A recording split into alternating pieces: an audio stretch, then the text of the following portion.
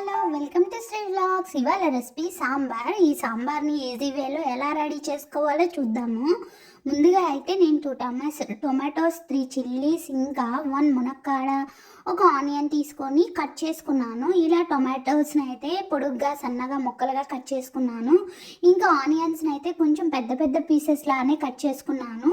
తర్వాత ఒక మునక్కాడని తీసుకొని దాన్ని కూడా ఇలా చిన్న చిన్న పీసెస్గా చేసుకున్నాను. ఇంకా 3 చిల్లీస్ని కూడా పొడుగ్గా కట్ చేసుకున్నా.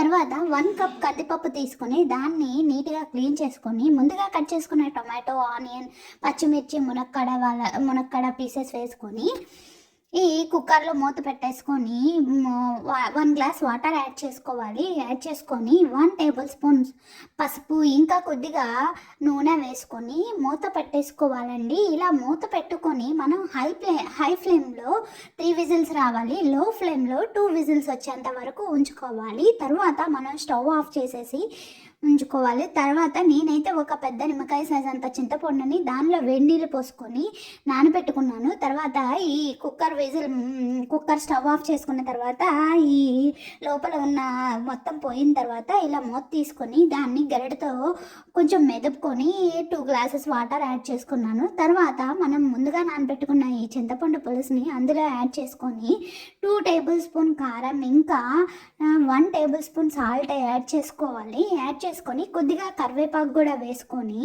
వీటిని బాగా మరిగించుకోవాలి సాంబార్ని. ఇలా మరిగిన తర్వాత మనకి ఉడికినాయి అని తెలిసిన తర్వాత మనమైతే ఒక ప్యాన్ తీసుకొని దానిలో 2 టేబుల్ స్పూన్ ఆయిల్ వేసుకొని పోపు వేసుకోవాలి. తాలింపు గింజలు, ఆవాలు, పచ్చిశనగపప్పు, జీలకర్ర వేసుకొని ఫ్రై చేసుకోవాలి.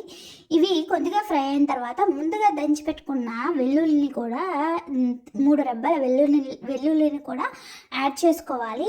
యాడ్ చేసుకున్న తర్వాత లాస్ట్లో మనమైతే కొద్దిగా కరివేపాకు, కొద్దిగా ఇంగువ యాడ్ చేసుకొని సాంబార్లో తాలింపు వేసుకోవడమే. తర్వాత నేనైతే వీటికి కాంబినేషన్లో పాపడ్ ఫ్రై చేసుకున్నాను. మీకు తెలుసు కదండి, ఆ సాంబార్లోకి పాపడ్ అయితే సూపర్ ఉంటుంది. సో అందుకని చెప్పేసి నేను ఇలా రెడీ చేసుకున్నాను. తర్వాత ఇంకా లాస్ట్ అండ్ ఫైనల్గా కొద్దిగా కొత్తిమీర కట్ చేసుకొని ఇందులో వేసుకున్నాను. ఇంతే, sambar ready. Tasty sambar ready.